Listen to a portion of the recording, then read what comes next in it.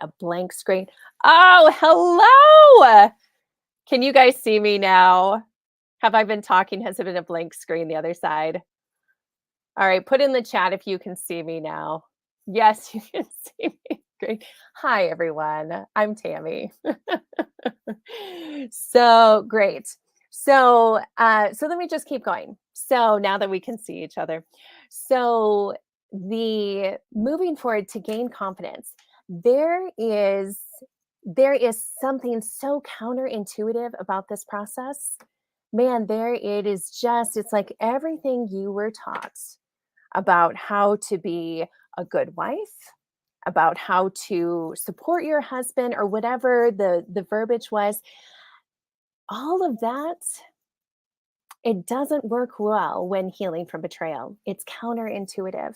And so the people now, in the speakers now, are going to help you understand, like, hey, here is some things that maybe you wouldn't have thought of, but are going to help you, and they're going to build your confidence so that you can stand firm, and so you can set boundaries, so you can deal with triggers, so you know how to respond when things are going tough. So that was the second goal. The third goal is to help you figure out your next step.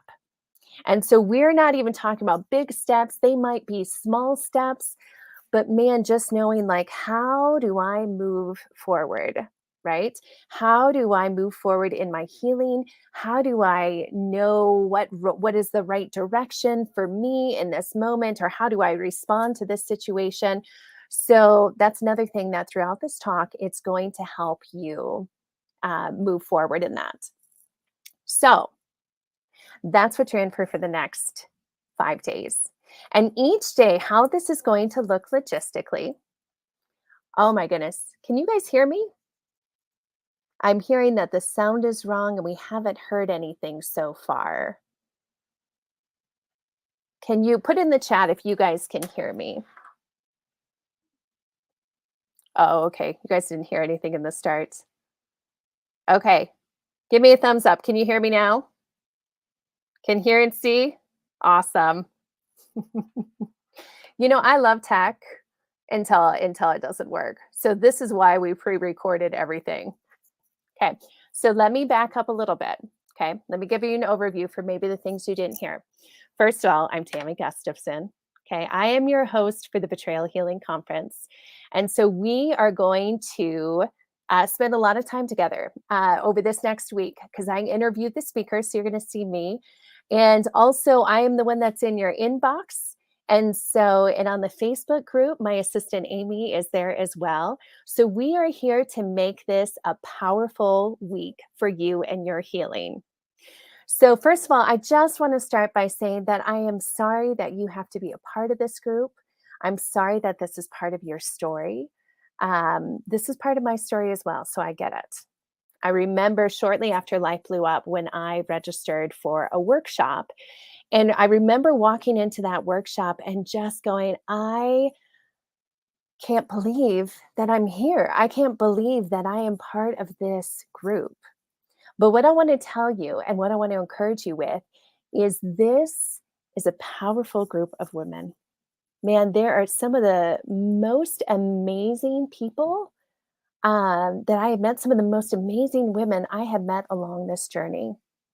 And so this is a place of healing. This is a place where you're going to be able to move forward over these next 5 days. And there are 20 talks, give or take, by some amazing speakers. Guys, I handpicked these guys. I am very protective of wives because I have gone through it, and I have felt the not always positive, helpful side of things. And as I'm a licensed professional counselor and I'm a coach, I've been doing this for over 13 years. And I can't tell you how many times wives have made it to my office and they have been so hurt by well-meaning, usually therapists and coaches, perhaps pastors. And so I am very protective of wives. So I want you to know that I picked these people because I see the message and see the work they do. Now, everybody has a little bit different take. So everybody has a little bit different view on things, and that's fine. But for the most part, you are going to get speakers who are really wonderful, caring people who really get it. Some of the people who are the movers and shakers, for instance, Barbara Steffens, she is the one that moved the whole industry from the codependency model, which really views wives in a negative light, and she moved that into this betrayal trauma model that we have right now. Debbie Lasser, she's the author of Shattered Vows. She is doing a talk later on Friday that talks about post-traumatic growth, where she's done clinical research on how growth happens after this. So I want you to know, as you look through these talks, as you kind of prepare which talks to that you want to listen in on. You can listen to some of them, you can listen to all of them, but no, man, you're going to get some good stuff. I also want to let you know, like, everybody comes from a different perspective, and there's a wide variety of backgrounds, both in the attendees, also in the speakers. Some people come from a faith background, some don't. Some of the speakers come from a faith background. That will come out at times. And so if that doesn't align with you, or if something someone says doesn't align with you at one point, not a problem. Just take what you need and let the rest go.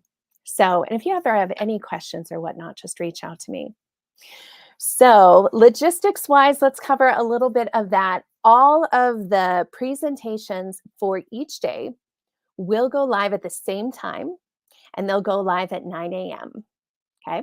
So the way to access those, and you received an email about this, but the way to access those is betrayalhealingconference.com/schedule. And what'll happen is that all of the presentations for the week are already listed on there. So you can go and figure out which ones you want to do. When they are live and available, you'll see that there's a little button that I think says watch now. And so then you can go and you can click on those buttons and you can watch them. So they go live at 9 a.m. Mountain Time, and then they're available for 24 hours. So we have people all over the world, different time zones and whatnot. So it gives everybody a chance to view those.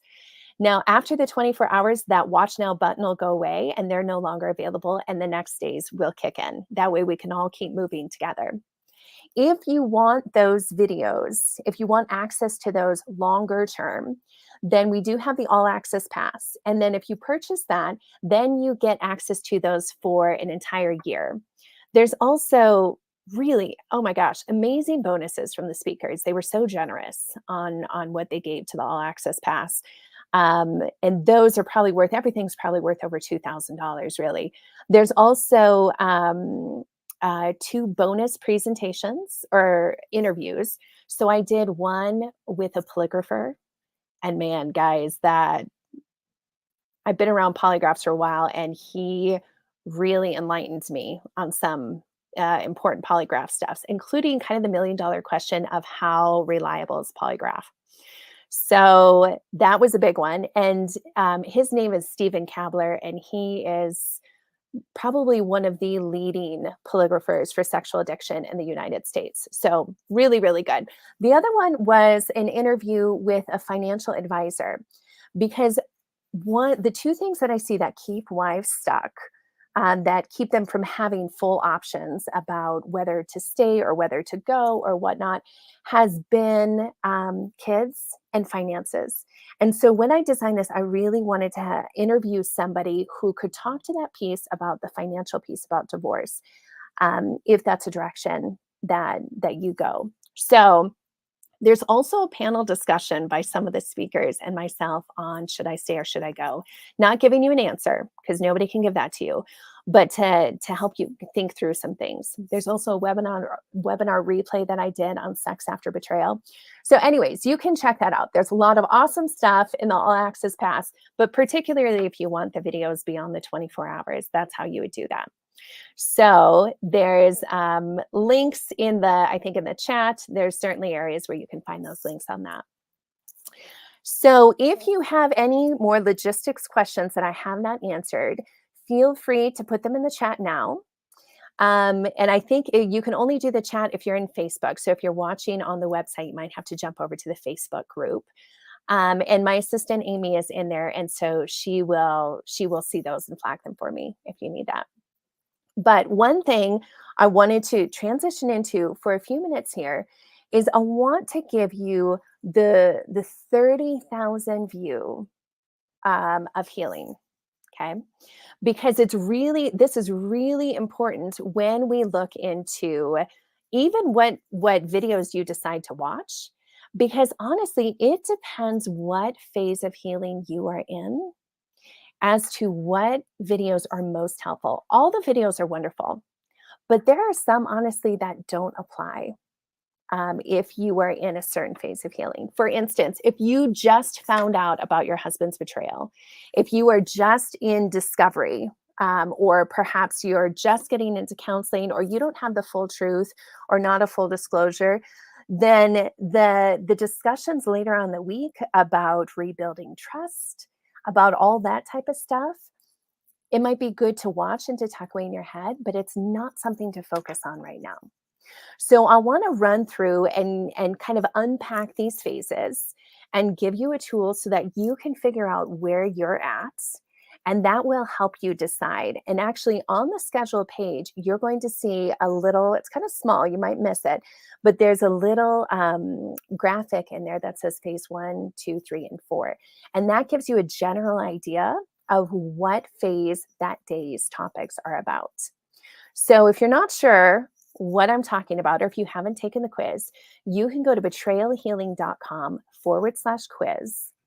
And that will give you, and you can pause this or you can do it later, but that will very quickly give you the phase that you're in, which will just serve as a little bit of a guidepost. Obviously, healing is not linear. Obviously, sometimes you can cycle through the different phases, or it might be that you bounce back, or you might be in two phases at once. But it will give you a little bit of a guidepost. So let me run through this. So the 4 phases of healing, and this is looking at it from the very start to really when a woman has her feet back underneath her. Okay. And this might be with or without her husband. But the 4 phases, the first one is reveal. And during that phase, you're really uncovering the truth about what your husband has done. Okay. Phase 2 is rumble. And this is a time where you are processing through the heartbreak and waiting to see if he is going to do the work to heal or not. Okay. Phase 3 is resolution. And that's a time where it's a transition period where you're adjusting to the reality of what direction your marriage is headed. So, and there's really 3 phases it could go. It could be moving towards redemption, it could be moving towards divorce, or it can be moving really kind of towards roommates. Okay. And then phase 4 is where the focus shifts away from the marriage, whether the marriage is still intact and healing, whether the marriage is ended and you're divorced and you're moving forward on your own. And it's really focusing back on your healing and picking up the pieces there. So these phases, and I call it the betrayal healing phases, really is something I developed that came out of my own personal experience of walking through sexual betrayal in my marriage. And then also the clinical experience as a counselor and as a coach and walking hundreds of women through this process. The good news is that there are patterns. Okay. There are patterns and there is a path towards healing. I'm not talking about a tiny straight line that you have to stay on. And if you fall off, you can't get back on. None of us can do that. Right. But it's this general path, this broad path of like, hey, this is the direction to go. You're on the right path. So those are the phases of healing. So first one, reveal. This is really time to get the truth. Okay. This is where maybe there was a discovery where you discovered something and he did not offer you the truth. Or it might be that he brought it up, that he disclosed it. But you having the truth about what your husband has done is very important. And I don't know, you can heal with or without it. I don't know that the marriage can with or without it.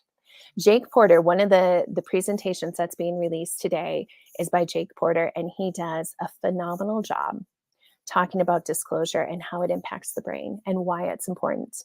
So I highly recommend listening to that one. Okay. So I'm not going to go into a great detail because Jake does a fabulous job of saying, hey, what does a disclosure really look like? Like what needs to be in that disclosure and how do you do it? So you can listen to Jake's, but what I want to encourage you with is that gut feeling of like, gosh, I don't know if I have the answers. I don't know if I have the truth. Like that drive to know the truth. It's really important because this is your story too. It's not just his story. This is your life. And for you to make sense of your life and your marriage is very important to get the truth. Okay.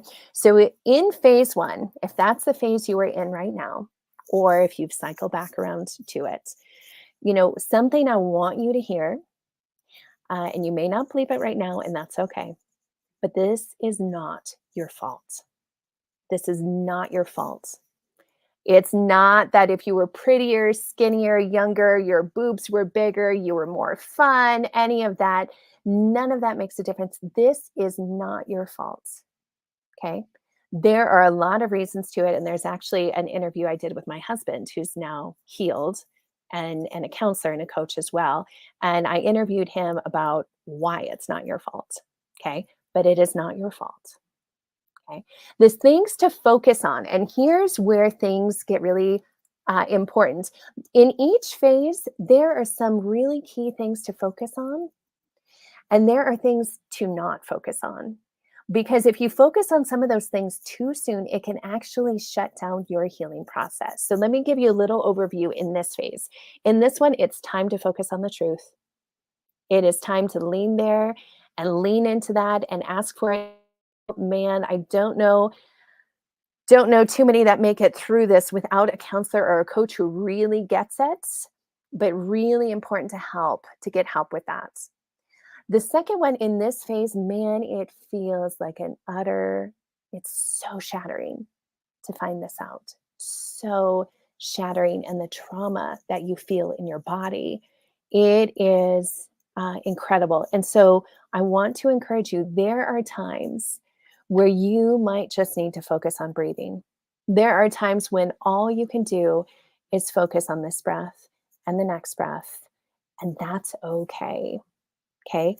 In this time, you got to lower the bar because there's so much emotional turmoil and heartache and energy that's going into that. And so I just want to encourage you to breathe, to focus on that. And then the third thing is to get help. Ladies, it is so important to have good help, a counselor or a coach who really gets it. And I say this in one of my talks, I think it's in today. But when I went through my master's program for counseling, there was one class on marriage counseling, and it was an elective.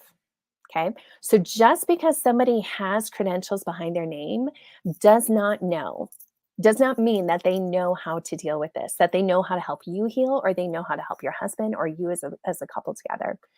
So it's very important that you trust your gut. And man, if you have been hurt, I'm so sorry. Don't give up. The speakers in this conference, I think they're all counselors or coaches. They would be great people to reach out to. And if you have any questions, of course, you can reach out to me as well, and I can point you on the right track. Some things, if you were in phase one, some things not to focus on. Now's not the time to focus on forgiveness. Now's not the time to focus on trust. Okay. Those two things, oftentimes women get so much pressure in the beginning well, if you just forgive me or if you just trust me, like we'll be fine. We can move on. Why are you focusing on the stuff from the past? Like just forgive me, move on. I've stopped doing it. Move forward. Okay. That's the message that they get. It's not time to focus on forgiveness or trust. That'll come down the road. But those two things can shut down your healing process because it takes so much energy, and that's not the time. Right now, it's just about getting the truth. Okay. The other thing that feels very perhaps counterintuitive, but is really important, is that this is not time to focus on your husband's emotions. That might sound weird because a lot of times as women, sometimes we see somebody hurting or struggling and we want to help them. Not your job. Okay. And what happens is that if you start focusing on his emotions, you get out of your shoes and you jump into his shoes, and it actually shuts down his healing process as well. And we talk more about that in some of the talks. But it's really important for your healing, for you to make it through, even for your marriage to have a chance as well, is for you to focus on you. So you have permission to feel angry and to feel sad and to ask questions. You have permission to focus on you. He needs help, but he needs help from a counselor or a coach. He needs help from safe guys, and hopefully his counselor or coach will help get that there. But right now, it's time to focus on your pain, because what happens if you don't, whatever we bury alive. Whatever we don't work through, we bury alive. And grief and trauma, those two, they are so patient. They will hang out for as long as you want. They're like, that's fine. We're good. We're just going to hang out here. You just go on and do life. And then what happens is that it just stays and it festers until you're ready to. So if that's 10 years down the road, it'll be waiting for you then. We don't want that. We don't want that. So give yourself permission to focus on you. Okay. Phase 2 is rumble.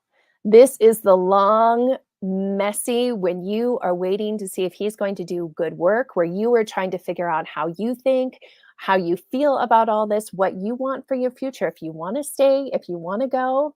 Okay. There's a lot of deep work that happens in this phase. This is a really wrestling, brutal phase. Okay. And so stuff that goes on during this phase is, man, grieving. Oh my gosh, grieving, setting boundaries, dealing with triggers, finding your voice, learning to trust yourself. All the time you're kind of watching him and seeing what he is doing. Okay. So this is not a path you want to walk alone. This, especially this middle piece, man, get people around you. Support groups are so good for this. Okay.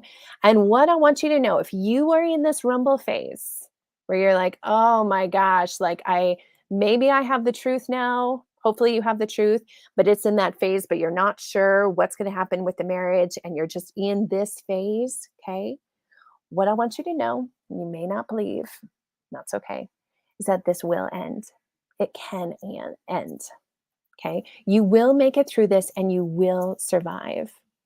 Now, there are ways that you can get stuck, but you can get unstuck and you can keep going. Okay. And so I know when I was in this phase, I felt like I was falling through a black hole.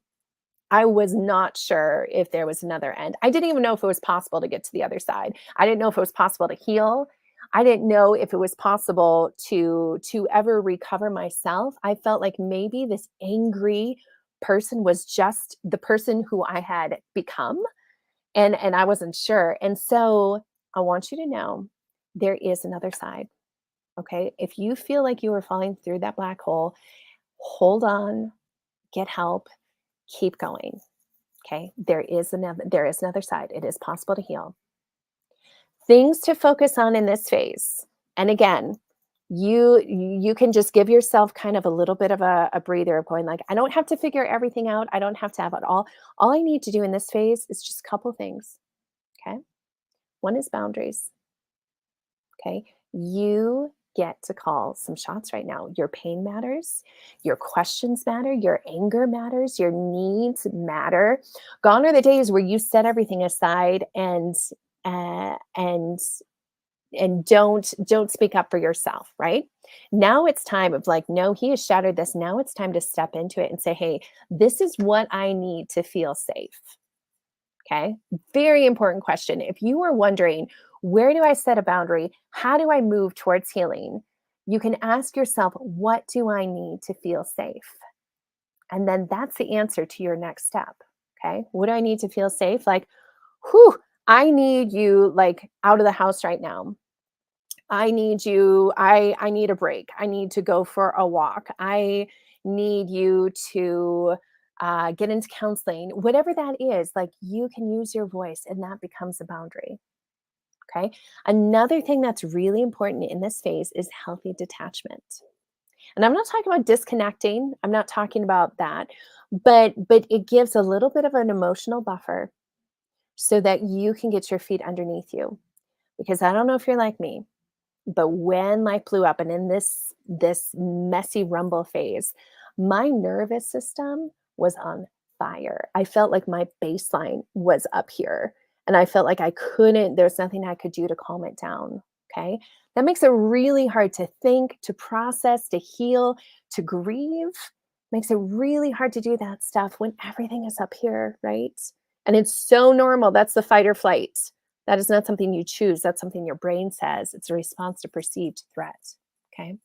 So a healthy detachment gives a little bit of a buffer of going, okay, one way you can do this is shifting the focus from expecting him to meet your needs, which he should, but he may not be able to yet, right? But you focusing on yourself and going, what do I need right now? How can I take a break? How can I calm? What do I need to take care of myself? Maybe once a week, I need to go out for 4 hours, and I'm in Denver. So maybe go up to the mountains, right? And just stop thinking about all this for a while and go up to the mountains and breathe. That was something I did in the midst of that. That was helpful. Okay. Third thing you need to do in this phase is to grieve. So, ladies, the grieving process is the healing process. I wish that wasn't true. Grieving is not easy or fun, but it is the healing process. Okay. And what I mean by that is honoring your emotions and all the emotions that come up. Ladies, it's totally normal. And you'll get this in several of the interviews, but it's totally normal to have all these really big, strong, changing emotions. Where one minute you are so angry, and the next minute you feel fine and like you feel hopeful. The next minute you are sad and crying. The next minute you want him to hold you. The next minute you never want to see him again. Okay. You're not crazy. You're not crazy. Totally normal. Okay.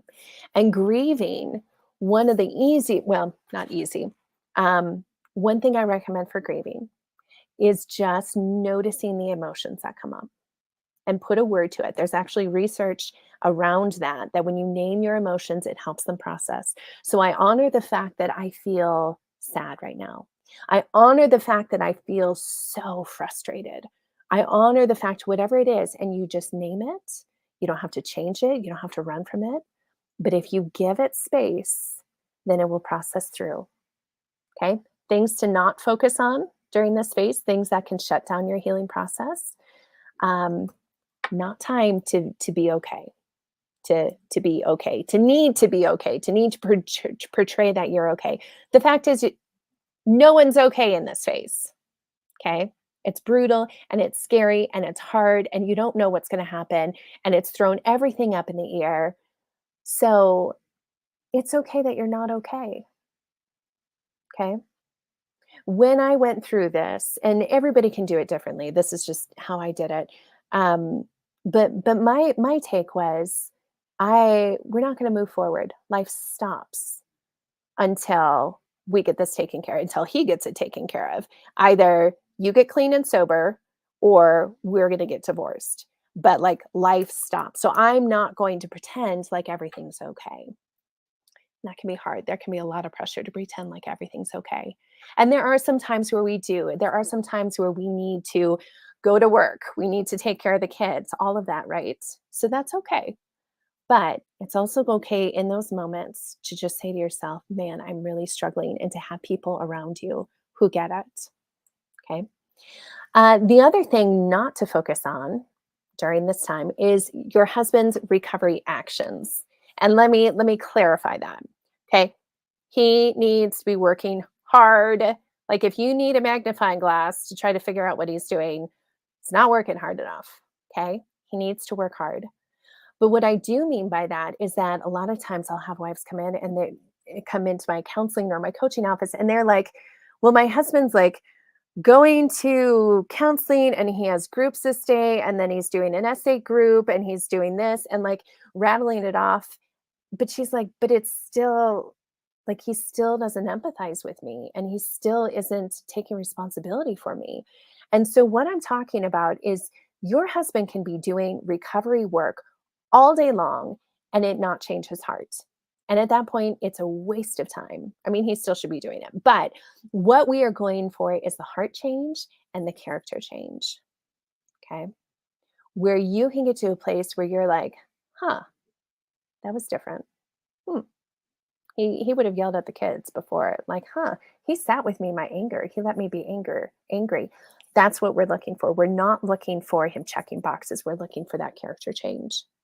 Okay. Last one. Well, okay.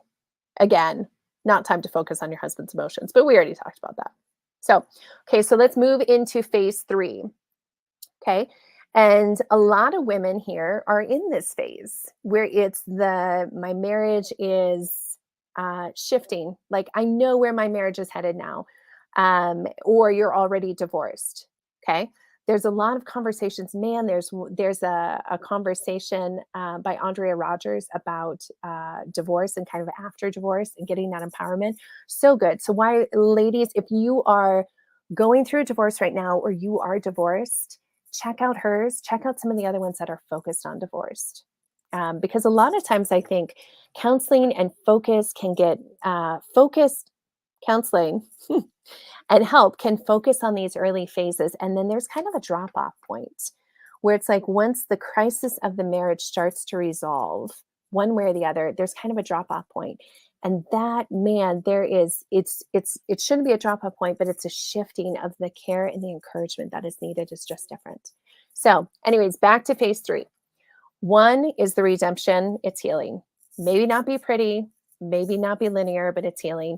2, the roommates, where he's not doing great work, but you're staying, and there's a lot of really good, honorable reasons why. So there's no shame or judgment in staying.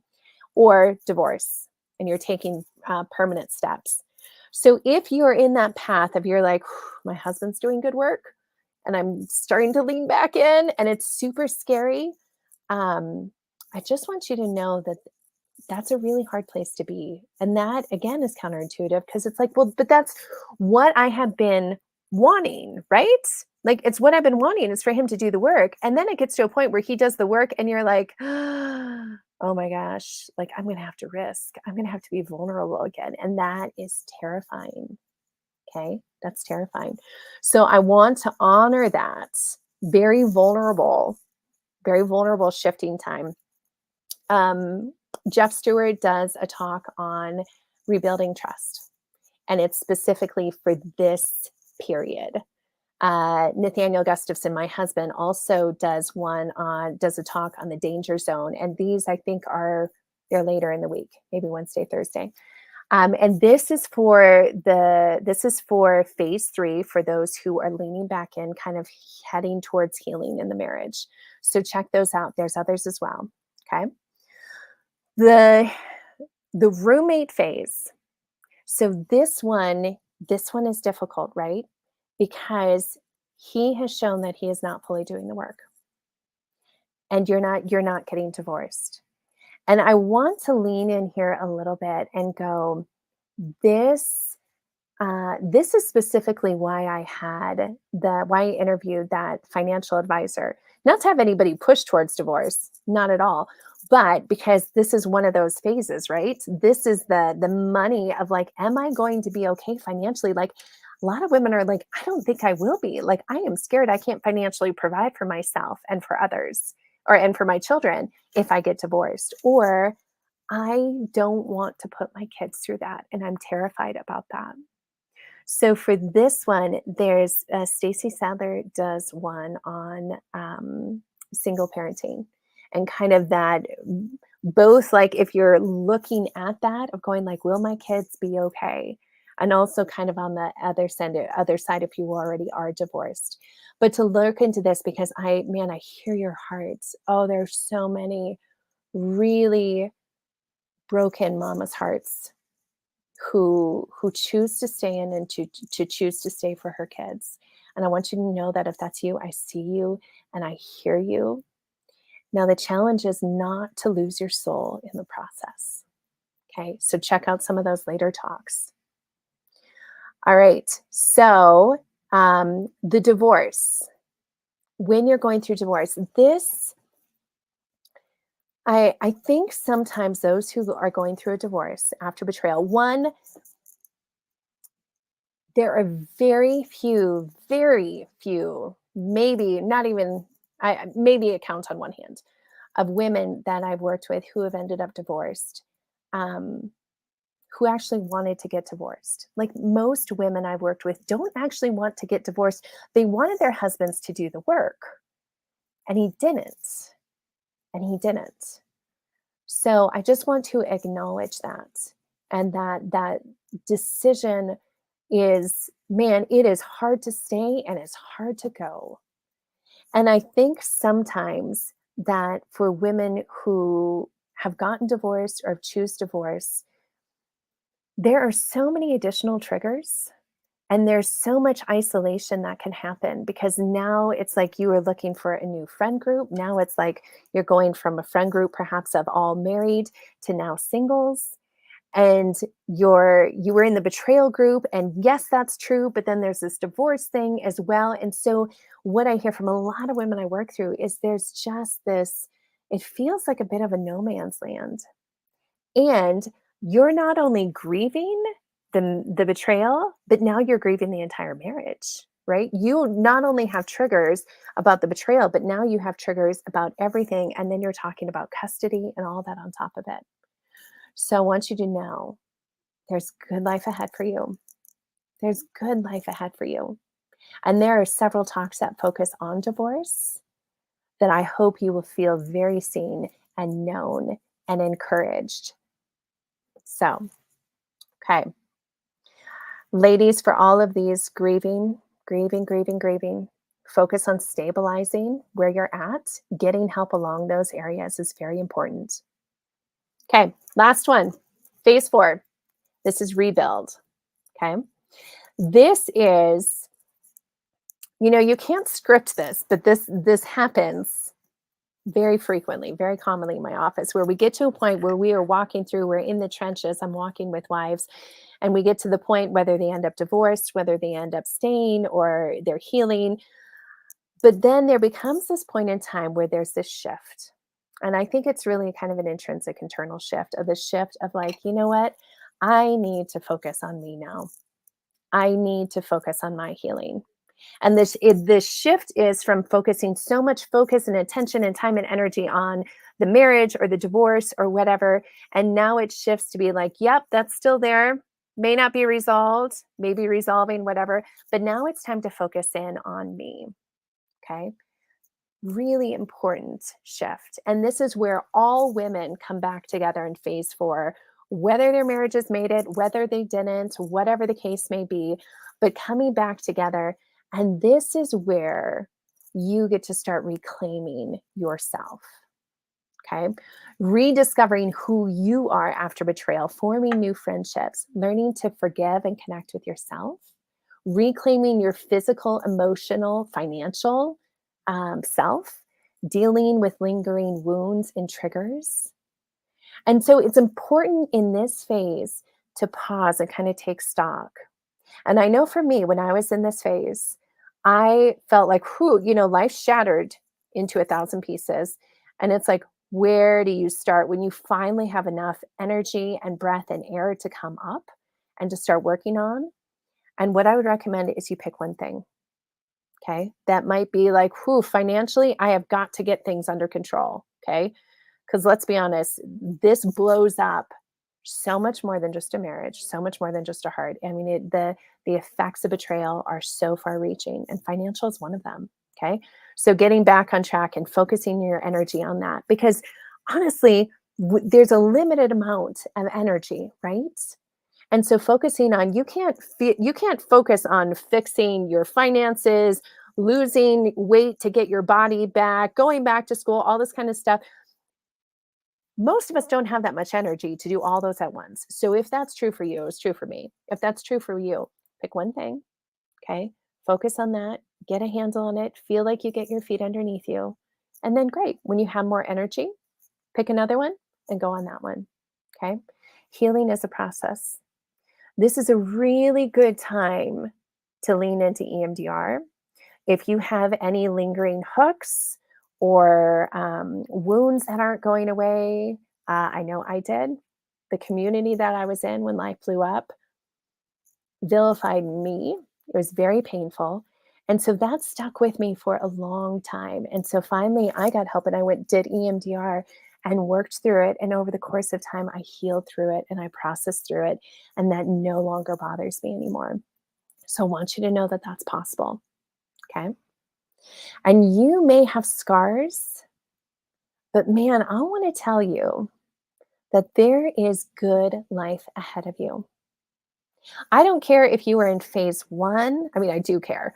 If you're in phase one, if you're in phase four, if you're in phase three, whatever, what I want, the message I want to communicate to you is that there is good life ahead for you.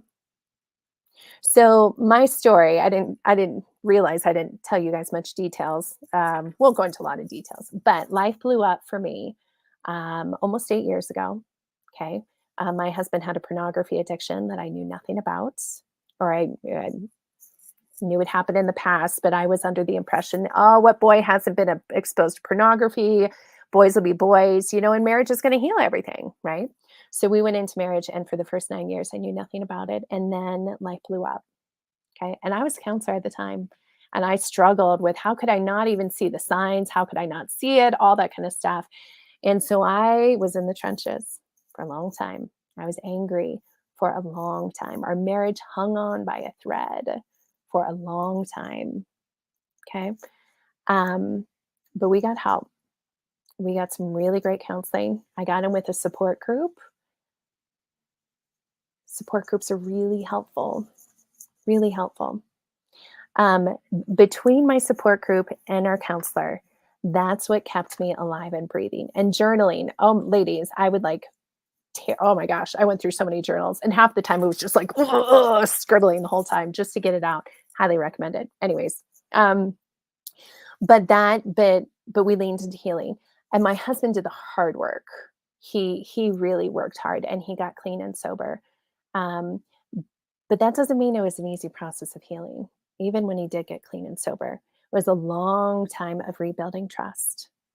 But what I can say is that we did make it. I made it. Our marriage happened to make it as well. And I'm grateful. I'm very grateful for that. But I made it. And what I can tell you is on this side of recovery, and granted, life is never perfect, never perfect. We still have our issues, all that kind of stuff, right? I don't want to portray in any way that life is perfect. But what I can tell you is that life is good, and that I am stronger on this side of things than I ever was before. There's no way I'd be leading a conference. There's no way I would be doing what I'd be doing. And it's not in spite of, but it's the struggle and the healing and the personal journey I went through it, where I learned and grew.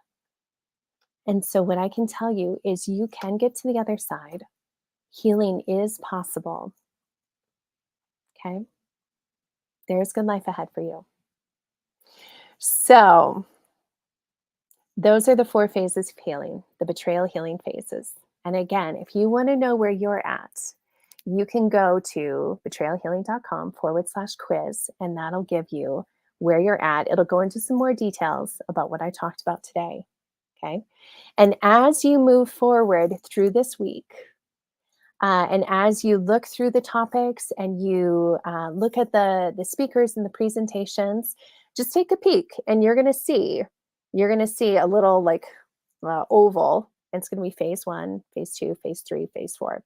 Phase 1 is today. Phase 2 is tomorrow. I think phase 3 is Wednesday and Thursday, if I remember right. You can check. And then phase 4 is on Friday. So a lot of these, again, all of them are going to have really great stuff in them, but just be honed in to know where you're at in the healing process and really where kind of the focus of the speaker is. So that way you can take what works for you and take what's helpful for now, and then leave the rest and maybe come back to it later. So again, I want to welcome you to the Betrayal Healing Conference. I am so glad that you are here. I am so excited for you to listen to the presentations. These speakers are really awesome people. They're really awesome people, and they have fabulous things to say. So I want to take just a moment and make sure that I've answered any questions. So give me a moment and see if there's kind of scan through and see if there's anything I need to cover. Okay. All right. Amy said that there's no major questions here so far. Good. If there's anything that we missed, feel free to reach out to us. Some people can't access the presentations yet. So maybe give it another 10 minutes. Oh, also, guys, if you want the all access pass, you have a few minutes left to get it at that early bird pricing. Okay. So if you want to jump over there now, you've got about 3 minutes before the pricing goes up. We kind of extended it a little bit. So if you have 3 minutes, you can jump on over there. Okay. And then after that, it's going to go up to the full regular price of $147. So I want to give you a heads up about that. So give the presentations another 10 minutes if you can't access them.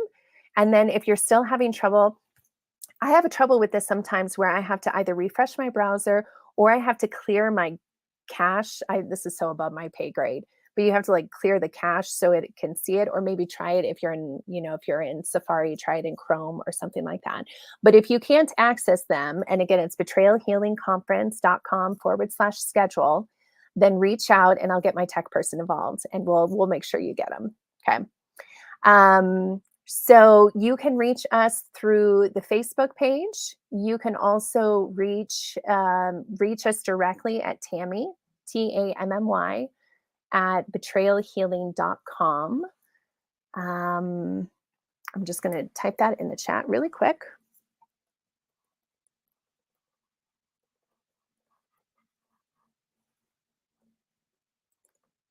There we go. And then every morning you will get an email at 8 a.m. and that will again give you the links for the day. And then you can just click on those links. They're all going to link you back to that schedule page, that one page, and then you can click on the links.